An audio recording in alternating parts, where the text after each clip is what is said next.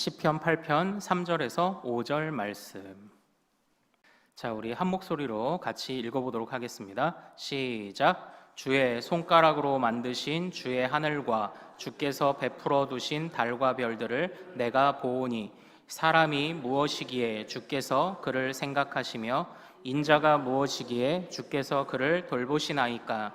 그를 하나님보다 조금 못하게 하시고 영화와 존귀로 관을 씌우셨나이다. 아멘. 자, 오늘 우리가 함께 읽은 이 말씀을 바탕으로요, 하나님의 형상대로 창조된 인간, 우리 웨스트민스터 소리 문답 제 10문, 10번째 우리 문답을 같이 살펴보도록 하겠습니다. 여러분들 그 단심가를 아십니까? 단심가. 단심가 기억나실 겁니다. 아마 제목이 익숙치 않으셔도 이겁니다. 이 몸이 죽고 죽어 100번 고쳐 죽어 백골이 진토되어 넋이라도 있고 없고 임향한 일편단심이야 가실 줄이 있으랴. 우리 바로 정몽주가 지은 단심가입니다. 이 정몽주의 이 단심가에 반대되는 그 시가 또 하나 있죠. 그게 누군가요? 이방원이 지은 이런들 어떠하며 저런들 어떠하리, 이제 이런 시가 또 있죠. 오늘 우리가 읽은 이 시편 8편 말씀은요, 사실 시편을 읽다 보면 각각의 한 편이 각각의 작품으로서, 노래로서 의미를 가지지만 어떤 흐름이 이렇게 연결돼 보이기도 합니다. 사실 이 8편 말씀은 저는 7편과 연결해서 봐야 하는 말씀이라고 그렇게 묵상을 합니다. 왜냐하면 7편에서는 대적들, 원수에 관해서 고통하는 이야기들이 들리거든요.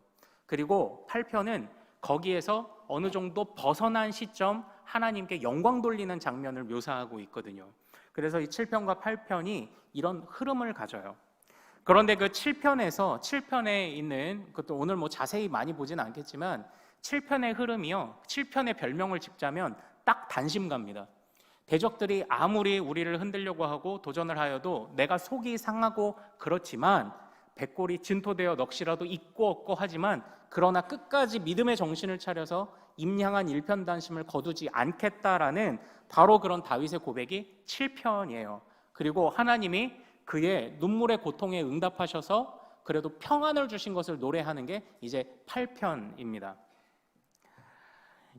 시편 7편과 8편이 이제 이런 흐름을 가지고 있어요. 그런데 그 다윗이 8편에서 그 대적들을 통해서 어려움을 겪다가 비로소 깨닫게 되었던 그 하나님을 찬양하게 되었던 이유가 무엇이냐? 바로 그 하나님이 창조주 하나님이시다라는 바로 그것입니다.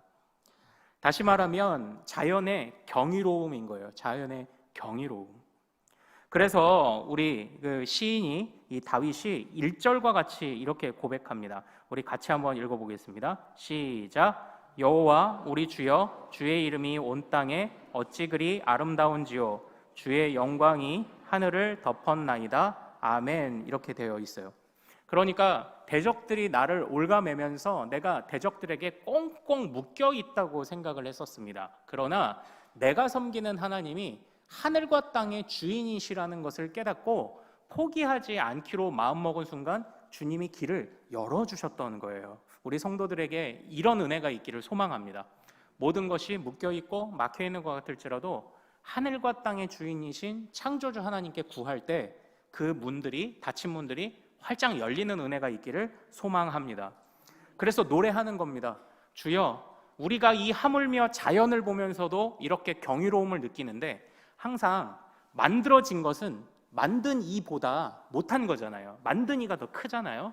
내가 이 자연을 보면서도 이렇게 경이로움을 느끼는데 내가 어찌 주님을 보며 주님의 능력을 내가 어찌 의심할 수 있겠습니까? 라고 말하는 게 바로 이 1절인 거예요. 그래서 우리 믿음의 선배인 칼빈 선생님은요, 이렇게 말합니다. 왜 우리 영화나 극장, 연극 이런 것들이 있죠. 우리 종교개혁가 시대에도 영화는 없었겠지만 연극은 있었습니다.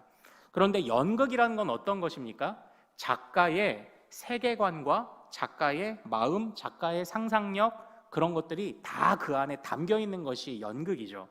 그래서 그 연극에 빗대어서 우리 칼빈 선생님은 하나님에 의해 창조된 이 세상은 하나님의 영광을 드러내는 눈부신 극장이다, 이렇게 표현을 한 거예요.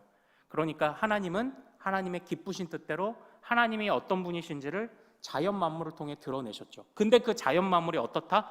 경이로운 자연 만물인 겁니다. 그래서 그것을 바탕으로 경이로운 하나님을 바라보고 있는 것, 이게 오늘 다윗의 고백입니다.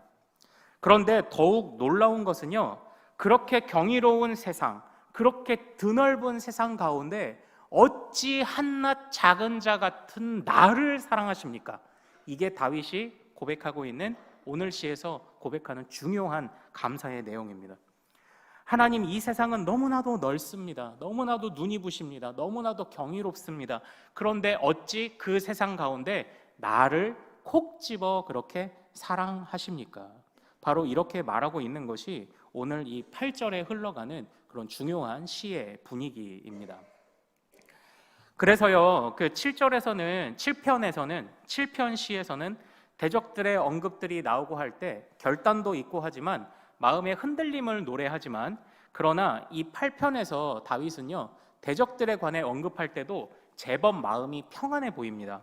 우리 2절 말씀 한번 같이 읽어볼까요? 자, 시작. 주의 대적으로 말미암아 어린아이들과 젖먹이들의 입으로 권능을 세우시며 이는 원수들과 보복자들을 잠잠하게 하려 하심이니라. 아멘. 아멘. 그토록 강하게만 보였던 대적들이 따지고 보니까 어린아이의 그 입을 통해서도 그들은 꼼짝 못하게 될 그런 자들입니다. 주님이 어린아이들을 통해서도 주께서 일하시면 얼마든지 일을 하실 수 있는, 대적들을 잠재우실 수 있는 그런 하나님이다라는 그 확신을 갖고 있어요. 그러니까 지금 이 안에 대적을 언급하고 있지만 불안함은 없죠. 왜냐? 창조주 하나님이 나의 하나님이기 때문이에요. 바로 그 창조주 하나님이 바로 나를 돌보신다고 말합니다. 나를 생각하신다고 말합니다. 그래서 4절과 같이 고백합니다. 우리 4절 읽어보겠습니다. 시작. 사람이 무엇이기에 주께서 그를 생각하시며 인내가 무엇이기에 주께서 그를 돌보시나이까? 아멘. 이렇게 되어 있습니다. 그러니까 말하자면 이거예요. 쇳내가 무엇이길래 주께서 저를 이렇게 이다지도 생각하십니까? 이제 그 마음이 느껴지니까요, 이제는 조급함이 사라지는 거예요. 우리는 하나님이 그의 백성들을 이렇게 사랑하셨음을 우리가 무엇라고 이야기하죠? 하나님이 인간을 무엇으로, 누구의 형상으로 지었다? 하나님의 형상으로 지으셨다. 바로 이것이 그 의미 아니겠습니까? 하나님, 우리가 무엇이길래 주님이 우리를 그토록 존귀하게 지으셨습니까? 우리가 무엇이기에 그 하늘과 땅의 주인이신 그 하나님의 사람들이 되게 하셨습니까?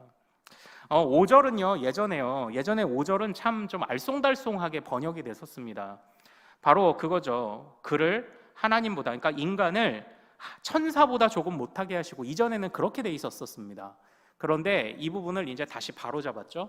우리를 하나님보다 조금 못하게 하시고, 그러니까 하나님보다 조금 못한 하나님의 형상인 건 맞아요. 그러나 하나님에게 어떤 피조물보다 제일 가까운, 피조물은 피조물입니다. 하나님보다는 못해요. 그러나 피조된 모든 것들 중에 하나님께 제일 가까운 존재로 우리를 어떻게 지으셨습니까? 그 은혜가 신묘막측합니다. 그래서 우리가 바로 이러한 믿음, 우리를 생각하시는, 우리를 하나님의 형상으로 창조하신 그 하나님을 의지하면 이렇게 기도할 수 있는 거예요. 나의 작은 신음에도 응답하시는 주여. 우리가 이 기도가 비로소 거기서 가능해지는 겁니다. 우리가 하나님의 형상이라는 바로 그 사실에서요. 사실 그 7절에서도 보고, 그리고 또 이제 시편을 보면 대적들로 인해서 마음이 어려운 순간들이 많이 노래를 하고 있지 않습니까?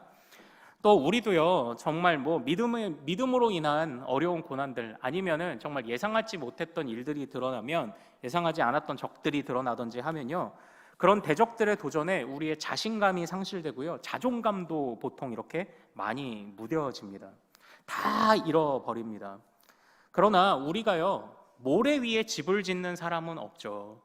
그런데 왜 나를 생각하지 않는, 나를 조금 더 생각해 주지 않는 바로 그 대적들 때문에 왜 우리의 마음을 그렇게 흔들리게 만드냐고요.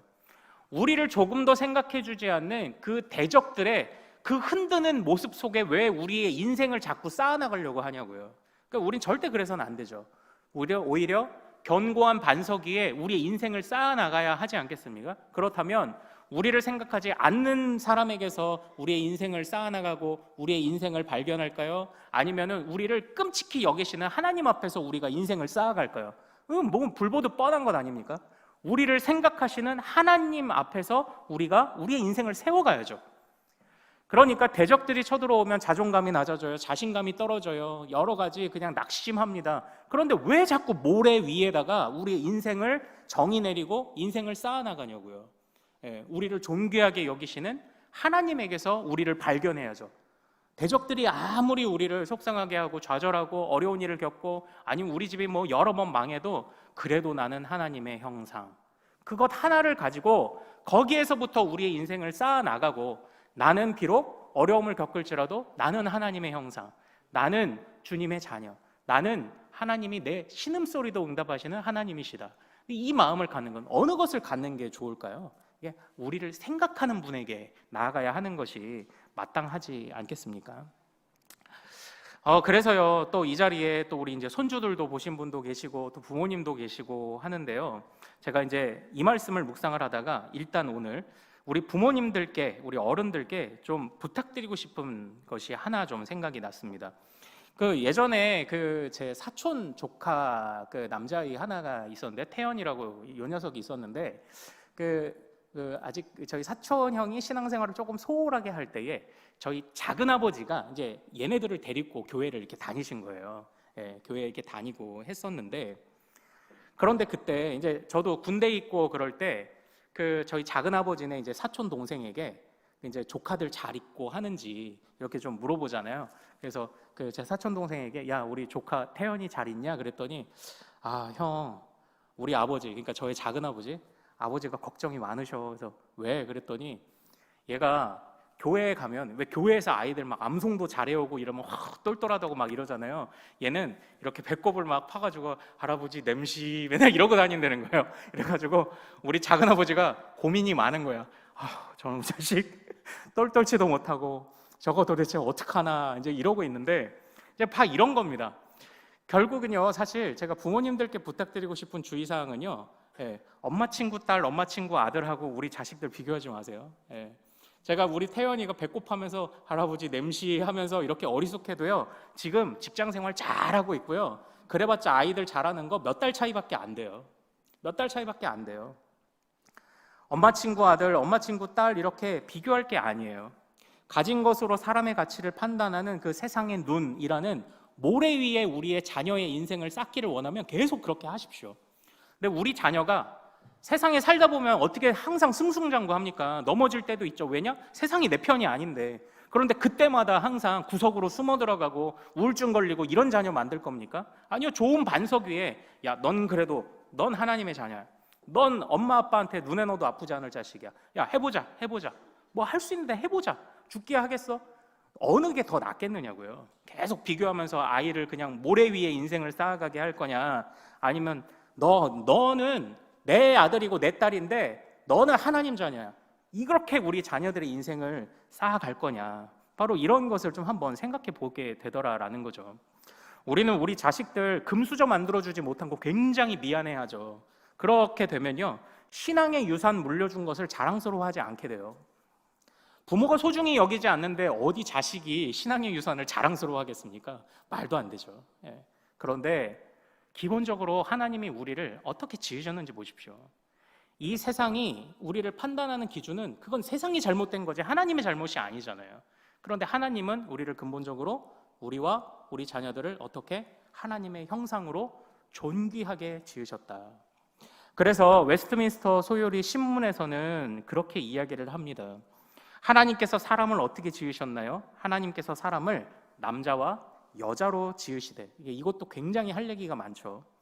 남자와 여자로 지으시되 자신의 형상을 따라 지으셨습니다. 그런데 지식과 공의와 거룩함에 있어서 모든 피조물을 주관할 통치권을 부여하셨습니다. 이렇게 우리 믿음의 선배들이 인간의 창조를 그렇게 아름다운 반석 위에서 지어졌다고 이렇게 고백을 했던 겁니다. 여기서 한번 그 표현을 잘 생각해 봅시다. 거룩, 지식과 공의와 거룩함. 이건요, 하나님이 가지고 계신 속성이에요. 그 하나님이 가지고 계신 속성을 우리에게 나누어 주신 겁니다. 물론 동물들도요, 어떤 강아지는 IQ가 5살 아이 정도 된다, 뭐다 할 수 있습니다. 그러나 중요한 거는요, 바로 그렇게 지음받은 인간에게 주님이 위임하셨다라는 거예요. 어떻게 위임하시냐? 바로 이 세상을 다스리도록 위임하셨다. 예. 그래서 제가 지난주에 그런 말씀을 드렸지 않습니까? 주님이 우리를 무에서 유로 창조하셨다라는 것은 첫째, 주님은 목적을 가지고 계시다. 그러니까 우리의 지금 상황과 형편이 어떠하든지 일부 후퇴를 할 수 있을지라도 우리는 어떻게 해요? 하나님의 목적을 향해 달려가는 자이다. 우리의 살아갈 자리들이 다 있다. 예, 다 있다. 그 말씀을 드렸고요. 그리고 또 두 번째, 주님이 우리를 지으심은 솜씨, 정교한 솜씨로 우리를 지으셨다. 그러므로 가장 연약해 보이는 지체들이라 할지라도, 심지어 장애를 입는 자라 할지라도 하나님의 솜씨가 그 안에 충만하다. 제가 이 말씀을 드렸습니다. 그렇게 보지 않는 건 다 세상의 눈이죠. 그리고 또 마지막, 지금도 그 창조의 능력으로 질서 잡으시며 혼돈과 공허를 잠재우고 계시다. 제가 이제 이 말씀을 드리지 않았습니까? 이것이 우리를 생각하시는 주님의 창조의 능력이죠. 우리에게 주님이 가진 것을 나누어 주시고 우리에게 위임하셔서 맡기시고, 그래서 오늘 우리 그 본문 말씀 이 8편 6절에 그 위임이 어떤 것인지 드러납니다. 자, 6절 읽어보겠습니다. 시작. 주의 손으로 만드신 것을 다스리게 하시고 만물을 그의 발 아래 두셨으니 아멘. 그래서 아담이 처음 창조되고 나서 아담이 했던 중요한 일이 있습니다. 그게 뭐냐면 피조물들의 이름을 지어주는 거예요. 이름을 짓는다는 것은 누가 이름을 지어줄 수 있습니까? 보다 높은 자가 이름을 지어주는 겁니다. 즉, 이 아담이 창조된 인간이 하나님의 대리자로서 이 땅 가운데 감히 이름 지어줄 권한과 권리를 가지고 그 거룩한 사명을 부여받았다. 그러므로 근본적으로 우리가 얼마나 존귀한 자인가, 이 마음을 우리가, 그리고 우리 자녀들이 꼭 갖게 되기를 소망합니다. 만약에 이 세상에 인간이 없었다면 어떻게 됐을까요? 우리 믿음의 선배는 선장이 없는 배와 같을 것이다 라고 그렇게 설명을 했습니다. 그런데 사실 맞는 것 같아요. 그래서 인간이 타락하자마자 이 세상이 함께 무너져 갔죠. 왜 그렇습니까? 그게 선장을 잃어버린 배였기 때문인 거예요. 그런데 왜 우리가 하나님께 구원받아서 참된 인간의 형상을 다시 회복하면 왜 만물이 회복됩니까? 선장이 돌아왔기 때문인 거예요. 그래서 주님이 우리를 그만큼 그렇게 중요한 역할들을 우리에게 맡기셨다라는 것, 그 일의 협력자가 되게 하셨다. 그래서 우리로 하여금 이름을 지어주게 하시고 담당하며 맡게 하셨고, 또 무엇보다 남녀가 함께 사랑하며 주님을 드러내게 하셨고, 그 사이에 생육하고 번성하게 하시면서 여러분들 자녀들 여러분들이 다 이름 지어주셨을 거 아니에요. 예. 그게 하나님이 생명을 여러분을 통해 흘러가게 하신, 그러니까 우리가 그것만 놓고 보면 하나님이 우리를 얼마나 귀하게 지으셨는지 거기에서도 보인다니까요. 내가 생명을 전달할 수 있는 사람이라니. 우리가 왜 이런 것들을 잊고 살아가면요, 우리는 진짜 우리 스스로 인간의 가치를 정말 볼 수가 없어요. 세상의 기준으로는. 이게 다 창조의 하나님으로부터 시작되었기 때문에 바로 이것이 다 가능했다라는 것입니다. 저는 오늘 사실은 그 종려주일에 그리스도의 고난을 생각하다가 떠오른 사람이 한 명 있었습니다. 그가 누구냐면 요셉이었어요. 요셉과 예수 그리스도는 공통점이 많더라고요. 다 고난을 당했죠. 애매하게 팔려갔습니다. 요셉은 팔려갔고요, 예수님도 팔려가셨습니다. 요셉도 고난을 겪었는데요, 육체적 고난도 겪었고 정신적 고난도, 영적인 고난도 겪었죠. 왜 영적인 고난을 겪었습니까? 하나님이 자신한테 꿈을 보여주실 때는 원대한 꿈이었는데 지금 내 처지는 꿈과 다르게 애굽의 노예로 팔려왔으니까요. 그래서 분명 하나님에 대한 원망도 없지는 않았을 겁니다.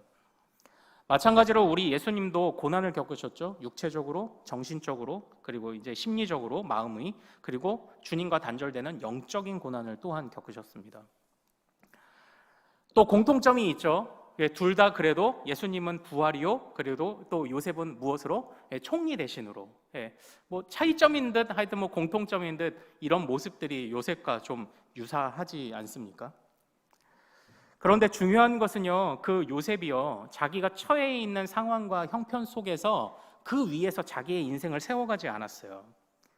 요셉은 처음에는 그가 흔들렸을지도 모르겠습니다. 발가벗겨져서 노예 상인에게 팔려갔을 때는 흔들렸을지도 몰라요. 그러나 우리는 알고 있지 않습니까? 그가 보디발의 아내에게 유혹을 당할 때 그가 무엇라 말하며 뿌리쳤습니까? 내가 하나님 앞에서 어찌 이런 범죄를 저지를 수 있으리요? 이 요셉이 상황과 형편은 정말로 진짜 난리인데 형편없는데 그 속에서도 창조주 하나님 앞에서 자신의 인생을 세워나가기로 결정을 했던 겁니다. 물론 그 뒤로 한순간에 그 인생이 풀리진 않았어요. 감옥에 갇혔고 꿈도 해몽했는데 또 한참을 기다려야만 했었습니다. 그러나 요셉과 예수님이 또 공통점이 있어요. 바로 악을 선으로 갚으시는 창조의 하나님을 경험한 거예요. 그래서 요셉은요, 바로 총리 대신이 되었고, 그리고 우리 예수님은 부활하시게 되셨습니다. 악을 선으로 바꾸시는 하나님을 경험하게 된 것이죠. 창조의 하나님, 그 하나님에게서 나의 상황과 형편을 뛰어넘어 그 하나님에게서 나의 인생을 어떻게든 세워나가며 지탱하고자 했던 바로 그 마음에서 그 하나님의 역사가 함께 놀라운 일들을 일으키신 것 아닙니까? 그런데 그때 한번 보십시오. 처음엔 알지 못하였을지라도 우리 요셉은 점점 주님의 뜻을 깨달았습니다. 그래서 그 꿈이 이렇게 실현이 되는구나, 그러면서 주님에 관한 지식을 알게 됐어요. 그리고 악을 선으로 바꾸시는 하나님을 경험하면서 공의의 하나님을 발견하게 됐어요. 그리고 끝까지 자신이 하나님 앞에서 마음을 지키면서 그래도 이 거룩한 마음을 기뻐하시는 주님을 발견하게 되었어요. 지식과 공의와 거룩으로 지으신 하나님의 형상의 모습을 그래도 제법 잘 보여준 게 요셉의 인생이더라라는 거죠. 알지 못하는 곳으로 팔려가고 그리고 애매한 고난을 당하고 했던 그런 순간들은 있었지만, 그러나 그건 주님의 잘못이 아니죠. 세상의 잘못이죠. 그러나 분명히 악한 그 형들의 꾀임에도 불구하고 하나님은 그것을 받고 가시는 겁니다. 악을 선으로요. 왜냐? 하나님은 창조의 주님이시니까요. 없던 것에서 있던 것을 만들어내실 수 있는 분이니까요. 악에서 선을 만드실 수 있는 분이니까요. 무에서 유를 만드실 수 있는 분이니까요. 그러므로 우리 사랑하는 모든 가족 여러분들이, 여러분과 그리고 우리 자녀들이 정말 주님 앞에서 나는 하나님의 귀한 자녀, 주님은 나의 신음에도 응답하십니다, 이 말씀을, 이 믿음을 절대 놓치지 않는 우리 모든 가족들 되시기를 소망합니다. 제가 이전에 이제 저희 아이들이 부르던 또 찬양이 한 가지가 좀 생각이 나가지고요, 제가 하나 또 찾아봤어요. 바로 가사가 이렇습니다. 가진 것이 많아도 행복하지 않아요. 가진 것이 없어도 행복할 수 있어요. 하나님과 함께하는 시간이 오직 참 행복 참 기쁨이죠. 가진 것이 많아도 감사할 수 없어요. 가진 것이 없어도 감사할 수 있어요. 하나님과 함께하는 시간이 오직 참 행복 참 기쁨이죠. 할렐루야. 우리 주님 안에서 우리를 지으신 주님, 우리를 어떻게 해요? 거룩한 하나님의 형상. 그러니까 우리가 지금 하나님 다스리려면 좀 저기 대기업에서 좀 이렇게 좀 좋은 위치에서 다스리게 해주시지 모르겠습니다. 어쨌든 열심히 노력도 하고 하면 선한 영향력을 행사할 수 있는 데까지 갈 수 있을 거예요. 그러나 그것과 상관없이 우리는 기본적으로 모두 주님께 부름받은 하나님의 형상들이죠. 바로 거기서부터 우리의 인생을 쌓아나가는 우리 자녀들이 되어야 하지 않겠습니까? 가진 것이 많든 적든 그것을 초월할 수 있습니다. 우리의 상황과 형편이 어떠하든지 그것을 다 초월할 수 있어요. 우리를 생각하지 않는 상황과 우리를 생각하지 않는 사람들에서 자꾸 나를 발견하며 속상해하지 마시고요. 우리를 끔찍히 아끼시는 주님 앞에서 우리를 발견해 보십시오. 그 주님 앞에서 우리 자녀들의 인생을 자꾸 해석을 해 주십시오. 괜찮아. 괜찮아. 하나님은 아직 너를 포기하지 않으셨어. 엄마 아빠도 포기하지 않아. 내가 다른 건 넉넉하게 못 해주지만 엄마 아빠 기도로 밀어줄게. 우리 자녀들이 얼마나 요즘 마음만 먹으면 다 하잖아요. 아이들이 원하면 공부도 시켜줘, 또 나라에서 장학금도 줘. 우리 자녀들이 마음만 안 꺾이면 되잖아요. 우리도 마찬가지고요.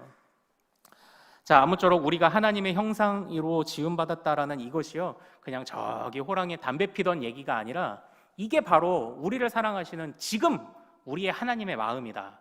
우리가 이 마음을 절대 잊지 않으시는 우리 모든 가족들 되시기를 소망합니다. 우리 기도하겠습니다. 고마우신 하나님 아버지, 하나님 우리를 지식과 또한 주님의 공의와 주님의 거룩을 우리에게 채워주심을 감사합니다. 그래서 주님을 알게 하셨고 또 악을 선으로 바꾸시는 주님의 공의를 경험하게 하셨고 우리를 깨끗하게 하시는 주님의 거룩을 경험하게 하심을 감사드립니다. 우리는 피조물이지만 그 어떤 피조물들보다도 주님께 제일 가까운 자들입니다. 하나님, 우리가 하나님의 백성이라는 이 사실이 하나님 요셉과 같이 그리스도와 같이 어떤 상황과 형편에 있을지라도 그것이 우리의 중심되고 그것이 우리의 반석되도록 도와주시옵소서. 우리 사랑하는 성도들 속상할 일 많습니다. 우리 자녀들 정말 마음 상하고 꺾일 일들 정말 많습니다. 하나님, 그러나 오직 나의 편이 되어주시는 주님에게서 상황을 해석하고 주님에게서 우리의 인생을 쌓아나가는 주의 가족들 될 수 있도록 도와주시옵소서. 하나님이여, 참으로 우리가 말씀을 들을 때는 끄덕끄덕해도 삶의 현장에 나가면 그것이 그 은혜가 손에 붙잡히지 않는 것처럼 때때로 우리가 멍하니 어려운 마음을 가지고 살아갈 때가 있습니다. 하나님, 그때마다 찾아와 주셔서 하나님의 선한 인도하심을 보여주옵소서. 악을 선으로 바꾸소서. 없던 것에서 무엇이든지 만들어내실 수 있는 하나님의 창조가 정말 혼란한 상황을 잠재우시고 흐트러졌던 상황 속에 질서를 잡으시며 공허함을 채우시고 또 우리를 그 가운데 우뚝 세워주셔서 아버지 하나님, 주의 백성들이 낙심해서 일어나고 근심에서 벗어나고 정말 주님의 은혜로 평안과 평강으로 사랑의 아들의 나라를 우리가 마음껏 살아갈 수 있도록 이번 일주일을 지켜주시옵소서. 비교하지 않기를 원합니다. 우리 자녀들도 비교하지 않기를 원합니다. 오직 하나님 앞에서 나의 모습, 하나님 앞에 우리 자식의 모습들을 발견하며 정말 내가 다시 한번 내 자식들 위해 기도하겠노라고 다짐하는 또 우리 모든 부모님들 되도록 인도하여 주시옵소서. 하나님의 은혜를 찬양하오며 우리 주 예수 그리스도 이름으로 기도하옵나이다. 아멘.